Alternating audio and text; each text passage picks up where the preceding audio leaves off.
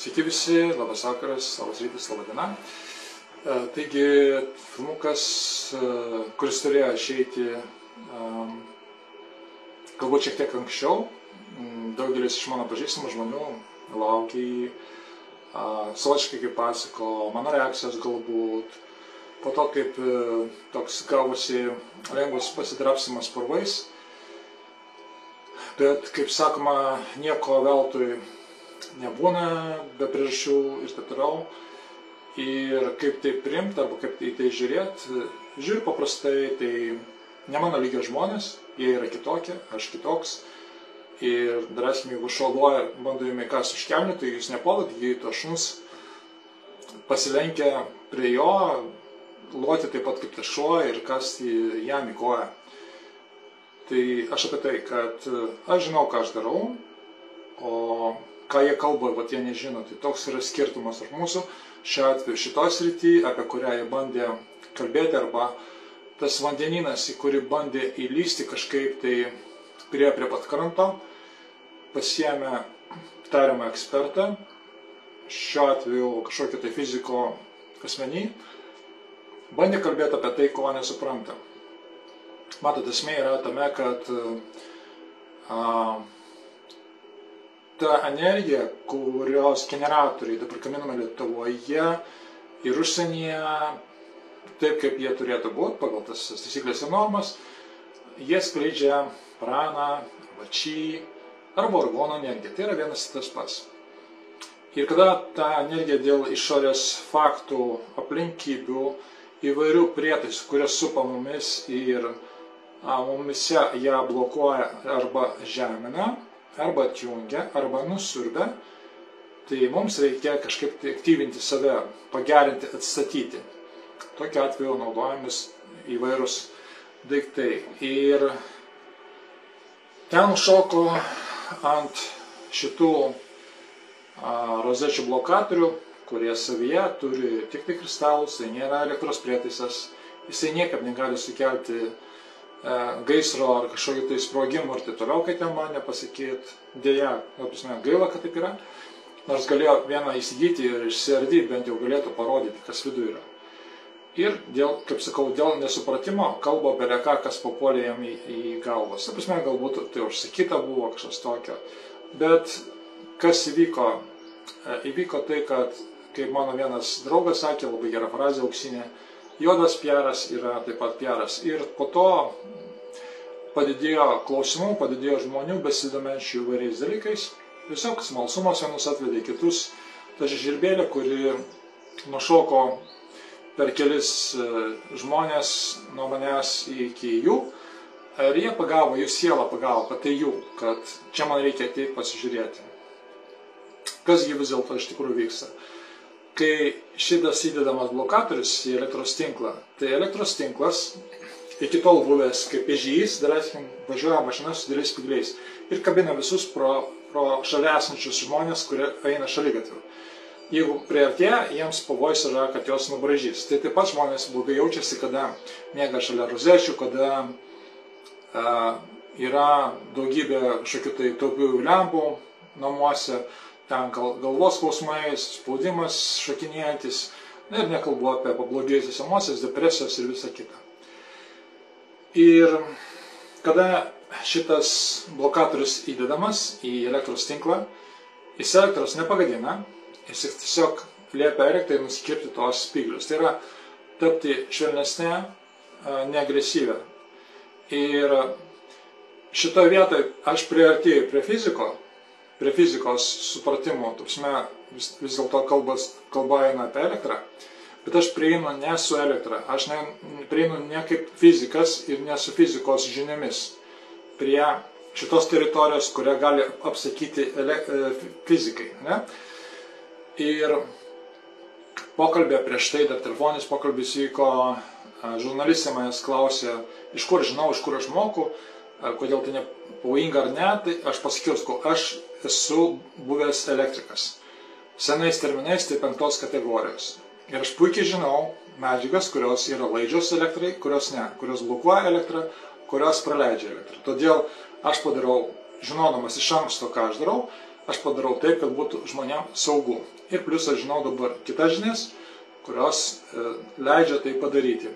Tai gaunasi hybridas, tai yra priartinam tą nežinomą misteriją prie savo buities. Ir jos pagalba mes pasigerinam savo gyvenimą. Taigi, yra tokių atsiliepimų, kad tiesiog paprastai žmonės rašė, kad vaikai geriau mokosi, labiau susikaupti eina, ramiau namuose, nėra piktų kažkokių tai krikštavimų, dukimo agresyvaus ir panašiai. Per televiziją dar neparodė šitų, nors galėjo parodyti, jie buvo nuotraukose, jie prisipiškino ten kažko tai savo, tarsi, kad palankiai apgriebti. Neparodė diskų, o diskų pagalba galima asistatyti savo energiją iš ryto, pavyzdžiui, nežinomą vietą arba savo namuose, kur pilna 10 arba daugiau Wi-Fi aplinkui jumis yra ir jūs miega tokie, atsikeliat kaip sulaužyti.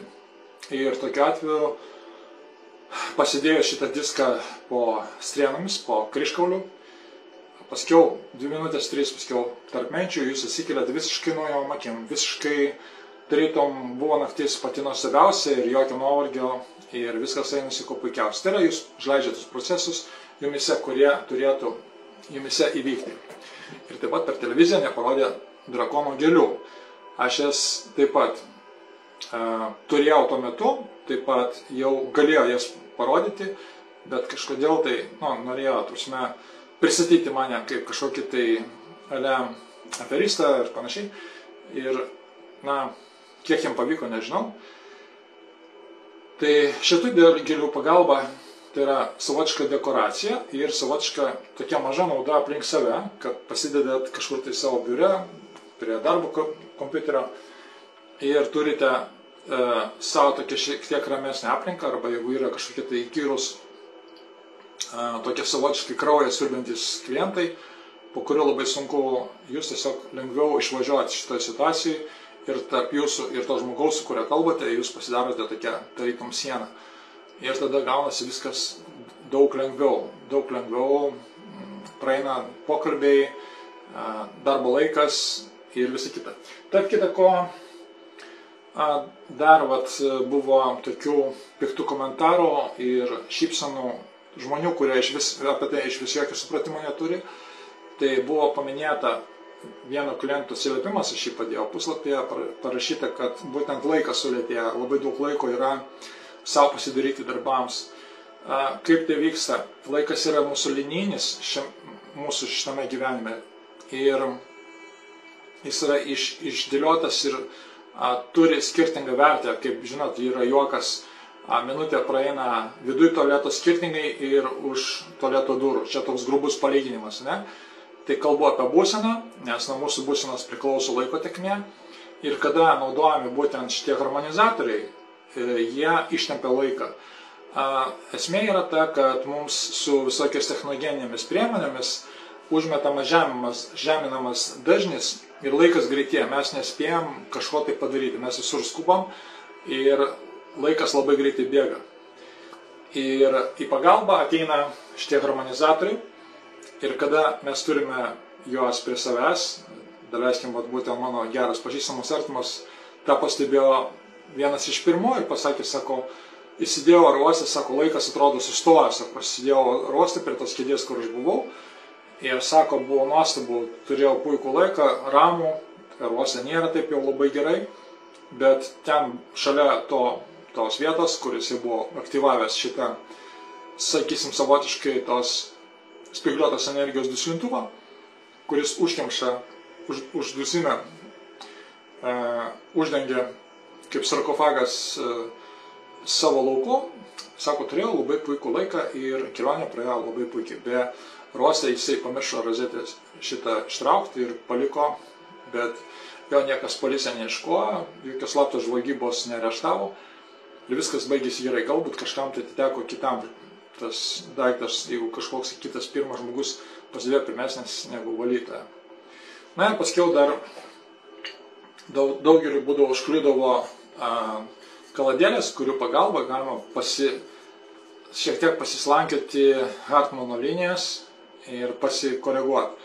Ir kada kalbėjau su žurnalistė, aš minėjau, kad tų žinių pagalba, kurias aš žinau, galima šiek tiek pataisyti tokias sankryžas, kuriuose vyksta ištisi avarijos ir vieną po kitą neša visokius vainikus ir žvakes ir taip toliau. Ir žmonės toliau gyvena tą gyvenimą, aš sakau, galima tai būtų pataisyti. Daug labai kalbos buvo, aš viską nuoširdžiai išpasakojau, tiesiog atsakiau visus klausimus, niekur nebuvo žakt, nebuvo kažkokių tai užgauliojančių klausimų, viskas vyko, sakysim, tokia savotiškai lengva manipuliacija iš jų pusės, norėjau ištraukti kuo daugiau ir pasakiau viską išvartyti pagal save, nelabai gavosi. Vienintelis toksai jų užnugaris buvo fizikas, kuris iš tikrųjų tai kaip kiberas šitoj srityje, jūs supratote, ne? Nieko nesuprantantis, pradeda aiškinti. Čia maždaug kaip sėklininkas agronomas dirbtų kabinete kaip seksologas ir rodantis jaunai porai, kokias pozas daryti, kad būtų užtikrintas nėštumas. Maždaug, ta prasme, tai yra šiek tiek panašios sferos, bet jos vis tiek yra net ne kaiminės. Tos žinios, kurias aš žinau, tai galima paimti šiek tiek gabaliuką iš chemijos ir galima gabaliuką iš fizikos, yra alchemija, tai yra apibendrantis mokslas. O ten yra, fizika, toks sausis mokslas, ką liepia, tą aš išmokau. Tai yra viena, o aš darau, ką man liepia, tą aš darau. Tai yra kitka. Ir man tai patinka daryti. Tai štai, jeigu ten klausus, pavyzdžiui, kokia reakcija arba tolesni veiksmai, kaip sakiau, aš nekreipiu dėmesio, man visiškai vienodai piešia. Ateis laikas, kada žmonės išgirdę tas žinias ir tos visus savotiškus tokius kaltinimus mano atžvilgių arba vadinimus ir etikečių klijavimą, jie taip pat išgirs iš savo gerų pažįstamų, artimųjų, arba kažkokių kolegų, draugų nuomonę kitą, tikrą nuomonę apie tos daiktus ir jų efektyvumą, kaip iš tikrųjų jie veikia. Ir va tas tiesos plaktukas, tas tiesos kirvis pakibs vis dėlto virš tų televizijos darbuotojų, kurie dabar šiuo metu savotišku tokiu juodu būdu daro man PR. Iš vienos pusės, iš kitos pusės bando kiekvieną žmogų, kuris gali nešti į visuomenę šviesos, bando kažkaip tai apdrėbti purvais, ieško bendraminčių, ieško minios, kuri dar pritartų ir rankom paplotų. Deja, net tie laikai ir dabar keičiasi šiaip viskas ir aš taip pat žurnalistė minėjau, kad tos energijos, su kuriuom mes žaidžiam, gali keisti aplamai viską pasaulyje, ne tik orus Lietuvoje, mažinant visokius įmanomus juodus scenarius, kurie buvo daromi ne kartą ir jie neįsipildė. Šitos mūsų veiklos dėka ir šitų harmonizatorių dėka, nes jie padarė bendrą tinklą Lietuvoje, kadangi jų pakankamas kiekis, kritinė riba jau pasiekta, padarė ribą, kurioje negalima saugiai pranešti rankose vatos gumulą. Tai yra savotiškai kaip spigliai, kurie išpešioja tą vatą. Tai yra bet koks chaosas pas mumis yra jau neįmanomas. Ten gali trumpai kažkokį lietų užnešti, taip toliau ir vis tiek nieko neišeis. Visą tai aš minėjau pokalbė su žurnaliste ir mano nuostabai buvo laida padaryta maždaug už kelių valandų ir jau per ją jau varė tą iššipusis tą tikrą informaciją, kaip sakau, už nugaros stovėjo fizikas kaip autoritetas jo atžvilgiu, kuris šiuo atveju net neturėtų teisės komentuoti, neturėjo teisės lysti, nes čia jo žinių absoliuti stoka yra nulis. Taip, jis gali tik iš savo varpinės šatį kalbėti, kad tai įmanoma arba neįmanoma, bet jis kalbėtų apie tai, ko jis nesupranta. Tai kitą kartą patarimas toks, kada norėsit kažką taip kalbėti ir tokio įtikinamesnio, kad pasakyt, pasikvieskit tikrai tokius žmonės, kurie numano apie tai daugiau ir galbūt pavyks kažkaip saugiai išsukti uodegą, nepaliečiant Teslos, nepaliečiant Wilhelmo Reich darbų, kad žmonės nepradėtų savistovėje ieškotis to, ką jie gali atrasti netikėtai ir pasidaryti savo gyvenimą kitaip. Tada nereikės bėgti paklausiom, klausytis, ką mums šneka ir žmonės pradės po truputį galvot, savistovai turės savo asmeninę nuomonę, pasims žinias tokias, kokias jie patys norės, kokių ieškos. Nereikės jiems įtikinėti, rodyti, kaip reikia gyventi ir nuo ko gintis, jeigu kas nors pultų ir panašiai. Taip kad, kada mes turėsime savo asmeninę nuomonę, mes netapsime kažkieno tai manipulacijos įrankių, auka, dėl ko mes patys arba mūsų artimieji gali nukentėti. Tai aš kalbu apie tos karo kurstytojus ir visi kita, kurie bando prikelti paniką televizijos ir radio žinių pagalba. Ir tuo pačiu tautinę neapykantą kelia, kas yra labai negerai. Jie užsideda savo juodą karmą, nežiūrint tai, kad jie galbūt vienkartinė siela šiame gyvenime, bet jos vis tiek po to labai skaudžiai nusprigtos. Tai su tokia ironiška gaidelė baigiu šitą įrašą. Tiesiog aš manau, kad tokie išmesti savotiški uždengti perliukai jums, klausant galbūt antrą kartą šį įrašą, pretems kažkokį tai mintį, idėją, kurią galėsite rasti kažkur internete, iškodami ne per Google paieškas ir turėti daugiau informacijos, daugiau žinių apie argono energiją, apie čį, praną, kur jinai yra ir kaip ją pamatuoti. Beje, puslapyje ir pokalbėje su žurnalistu irgi kalbėjo būtent apie pamatavimą. Tai pamatuot galima, vienintelis yra būdas ir tai įmanoma ko gero pasidaryti Kaune, biolauką galima savo įsitirti su Kirliano auros biolauko aparatu. Kitų parametrų neišeis, nebent jūs turite labai gerą pažįstamą, kuris turi vidinį matymą ir to matymo dėka jis gali jums pasakyti, pavyzdžiui, kokia pas jumis spalva aplinkui, kokia spalva dominuoja, kokios čakros labiau aktyvios, kokios ne ir kokias reiktų stiprinti. Ir tada galima būtų panaudoti šito disko pagalbą, kuris maždaug per 2-3 minutės visiškai paleidžia visus gyvybiškus energetinius procesus žmoguje. Didelis linkėjimas, didelis ačiū televizijos darbuotojams už padarytą PR, taip pat tiem žmonėm, kurie tiesiog turi savo galvą ir gyvena savo nuojautą. Na ir visiems kitiems, kurie su gera valia, su tikru natūraliu vaikišku susidomėjimu ateina ir klausit. Tiesiog paprastai, nesusireikšminę, nepasikėlę, nesuprasdami to, klausia, kaip tai veikia, paaiškinkit, kas tai yra. Ir pradeda nuo mažo. Ir yra žmonių, kurie jau turi viską. Kaladėlės, kištukus į rozetės, turi amuletus, turi viską ir ieško, ko dar neturi. Nes jiems patinka tiesiog ta energija, jinai yra kitokia, jinai geresnė, jinai keičia žmonių likimą, keičia ne tik to žmogaus, bet ir jo kaimynų, jo supančio ratą draugų likimą dalinai liečia, perdažo kitokiam spalvom ir sušvelnina įvairius anksčiau numatytus negerus pilkus scenarius. Tai tiek norėjau pasakyti apie tai, o kol kas su jumis atsisveikinu, dar galbūt darysiu kitą filmuką, o kol kas iki ir viso geriausio.